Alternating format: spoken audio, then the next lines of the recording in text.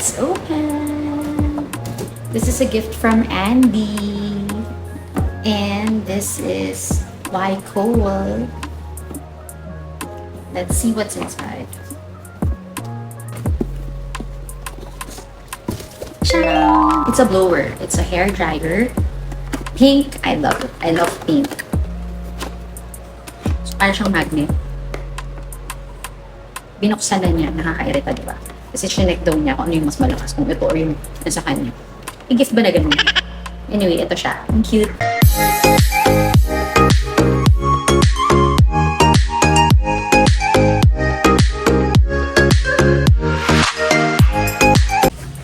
So, ayan guys, we're gonna try this and we'll try the gift of Andy. Before, ito talaga yung ano ko, ito talaga yung hair dryer ko. This was given to me by my ate many years back ago. So, I've been using that for so long kasi yun yung ginagamit sa mga salon and sobrang lakas talaga nung hair dryer na yan. And syempre, bigay ng ate ko, so hindi ko siya, iningat-ingatan ko talaga siya. And hindi ko siya ma-let go. Anyway, so we're gonna try this. Ayan, tanggalin natin. Magnet siya eh. Dahil sa it's pink, I love it. Syempre, pa-cute tayo sa pink. Yeah. So, ayan, dahil sa mahilig tayong magpa-cute. Mahilig pa-cute. Ayan. Meron pa siyang isang ganito si Andy. Gray naman siya. Color gray or platinum blue. Pero syempre, dahil sa nandun tayo sa era na gusto nating magpabagets, ay dun tayo sa color pink at itago natin ang box para next time pwede pa natin siyang ilagay. Pag maglilipat ulit, ayoko na maglipat guys. Pagod na ako maglipat, no? Last year, grabe, diba? Kakalipat lang. Tapos after 8 months, lipat na naman. As a pouch bag na pwede nyo siyang ilagay when you travel. So, it's very travel friendly. Ayan. So, dito natin siya ilalagay after para hindi siya nakakalat. Ang ganda nung ano niya, ayan, yung cord niya, very organized.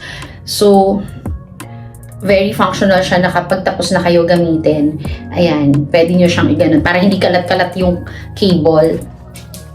And then, so nice, meron siyang protector. Ito, may protector siya para pagkatapos nyo gamitin, pwede nyo siyang ibalik doon. Okay? Para hindi masira. So, ayan. Kabit na natin to.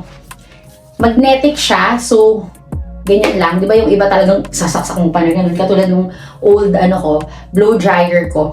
Iipit mo pa talaga. Kasi minsan pag nagagano ka, bigla siya nalalaglag. So, okay, there. Let's try it. Ayan, ang button. Tama ba to? So, oh.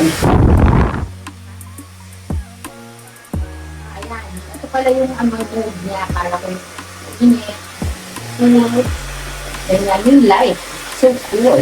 At pagets na pagets. Ayan. Tapos ito yung ano niya. Level niya kung gusto mo malakas. Ganyan. So ayan. Dito muna tayo sa ganyan. Muna lang. Tapos pwede mo siyang lakasan yung heat. Mas mainit. Pinakamainit.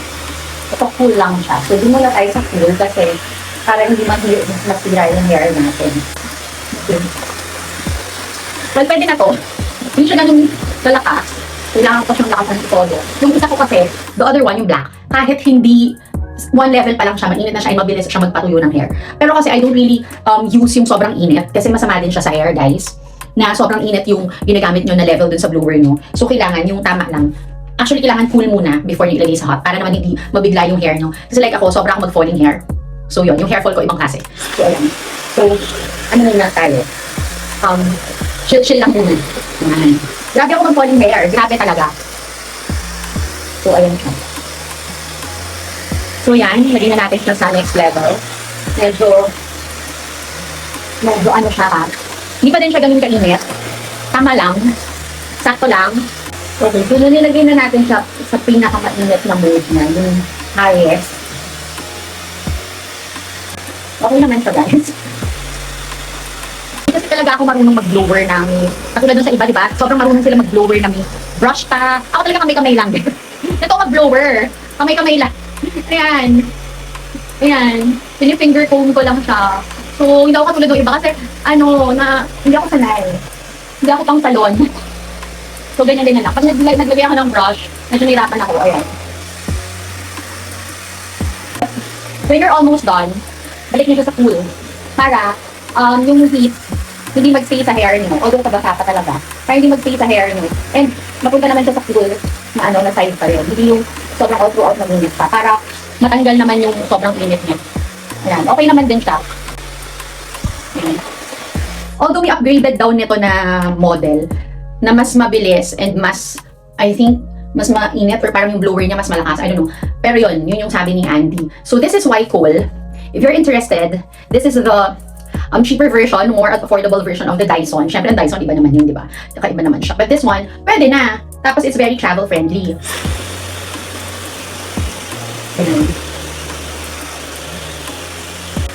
Parang nasa 2,000 plus to. O, diba? Ang Dyson nasa 25,000 or 29. So, pwede na to, no? For a 2,000 plus, imagine mo, 10% of the price lang ng Dyson, pero it looks similar. O, diba? Ayan siya.